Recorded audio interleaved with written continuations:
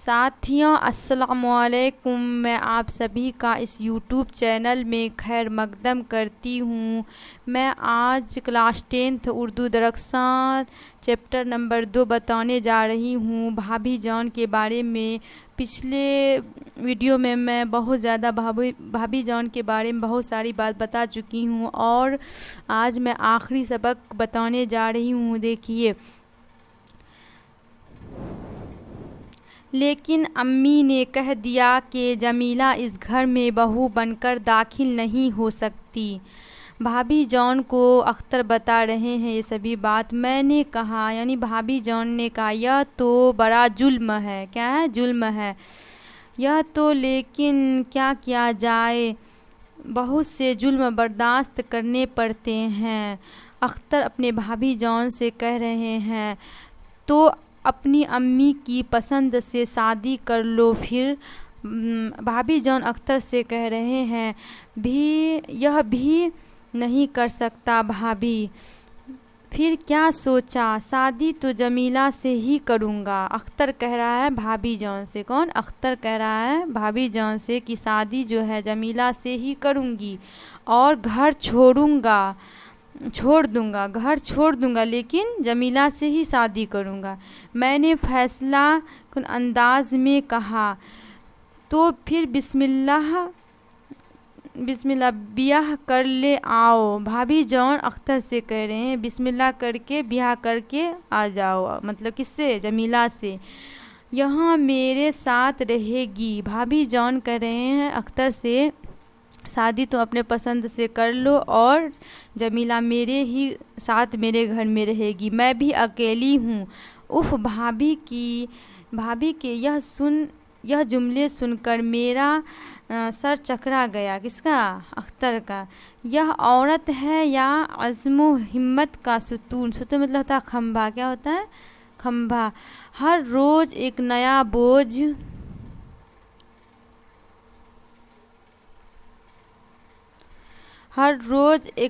بوجھ اپنے لیے بڑھائے جاتی ہے۔ اختر مطلب سوچ رہے ہیں بھابھی جان جو ہے یہ ایک سے ایک بوجھ جو ہے اپنے لیے بڑھائے جاتی ہے۔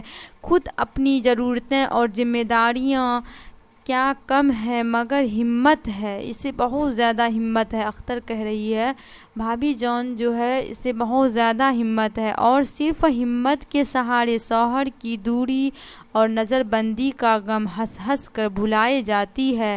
میں نے سوچ سمجھ کر جواب دیا، میں بھی یہی سوچ رہا تھا، لیکن ابھی دیر ہوگی بھابھی، جمیلہ بیمار ہے ابھی۔ بھابھی جان سے اختر کہہ رہا ہے کہ جمیلہ جو ابھی کیا ہے؟ بیمار ہے۔ جمیلہ بیمار نہیں تھی، بالکل اچھی تھی، لیکن اگر میں یہ نہیں کہتا تو وہ پھر ضد پر آ جاتے۔ حالانکہ حقیقت یہ ہے کہ میں نے فیصلہ کیا تھا کہ بھابھی کے مشورہ کرنے کے بعد ہی جمیلہ سے شادی کر لوں گا۔ اختر جو ہے بھابھی جان سے کہہ رہے ہیں یہ سبھی باتیں اور اسے ان کے پاس رکھ کر کہیں تلاش روزگار میں نکلوں گا۔ بھابھی جمیلہ کی بیماری کی خبر سن کر بہت افسوس کرنے لگی۔ کون؟ بھابھی جان جو تھی، جب سنی کہ جمیلہ بیمار ہے یہ بہت زیادہ افسوس کرنے لگی اور بولے، سچ مچ جمیلہ بڑی پیاری لڑکی ہے۔ اختر کو کہہ رہے جمیلہ جو تھی یہ بہت پیاری لڑکی تھی، بہت اچھی لڑکی تھی۔ پھر میں باہر چلا گیا اور سوچا کہ رات کی گاڑی سے چلا جاؤں گا۔ 4 بجے واپس آیا تو دیکھا کہ بھابھی جان بہت اداس بیٹھی ہے۔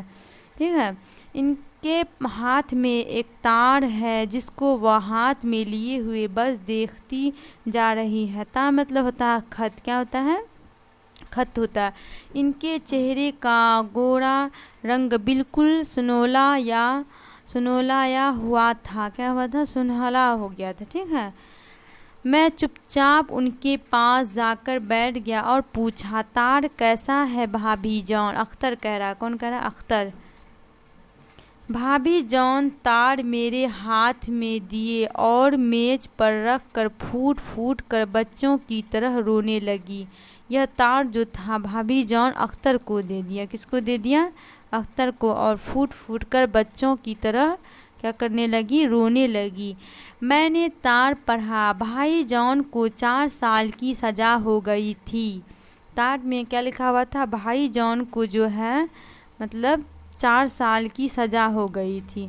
میں نے کچھ دیر کے بعد مشکل کہا، مطلب مشکل کے ساتھ، بھابھی جان صبر کیجیے۔ اختر بھابھی جان سے کہہ رہے ہیں صبر کیجیے بھابھی جان، ابھی تو آپ کو ایسی امتحانوں کی منزل سے اور بھی گزرنا ہے۔ اس سے کیا کر رہے ہیں؟ اختر جو ہے بھابھی جان کو بھروسہ دے رہے ہیں، بھابھی جان صبر کیجیے۔ اور بھابھی کو جیسے سکون آ گیا، کیا ہو گیا؟ سکون آ گیا۔ اختر کے سمجھانے سے اسے سکون آ گیا۔ وہ اٹھ بیٹھے اور بولے، ٹھیک کہتے ہو اختر، میں اگر پریشان ہوتی تو بچے اور پریشان ہوں گے۔ اگر یہ کہہ رہی ہے اختر سے بھابھی جان، میں اگر پریشان ہوں گے تو بچے بھی پریشان ہوں گے۔ اتنا کہہ کر وہ اٹھے اور منہ ہاتھ دھونے چلی گئی۔ کون؟ بھابھی جان۔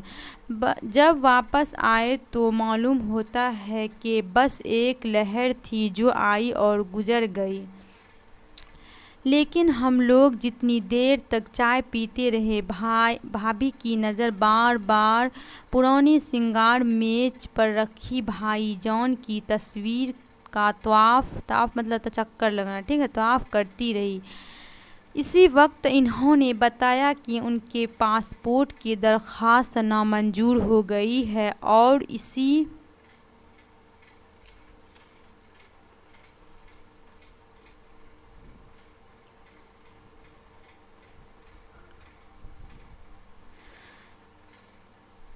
اسی رات انہیں دہلی جانا بہت ضروری ہے، ٹھیک ہے، بھابھی جان کو دہلی جانا بہت ضروری تھا۔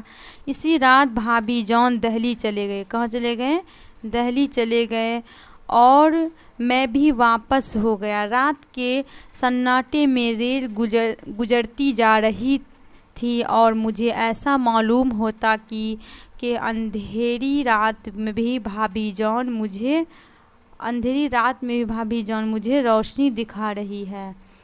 بھابھی جان جو ہے یہ سوچ رہے ہیں بھابھی جان کے بارے میں اختر کی، بھابھی جان ابھی بھی میری مدد کر رہی ہے۔ ریل تیزی کے ساتھ گزرتی جا رہی تھی اور میرے دل میں نئے ارادے، نئے حوصلے پیدا ہو رہے تھے، نئی امیدیں اور نئی امنگیں جاگ رہی تھی۔ اب میں بھابھی جان کے بارے میں کوسچن آنسر نیکسٹ ڈے بتاؤں گی۔ خدا حافظ۔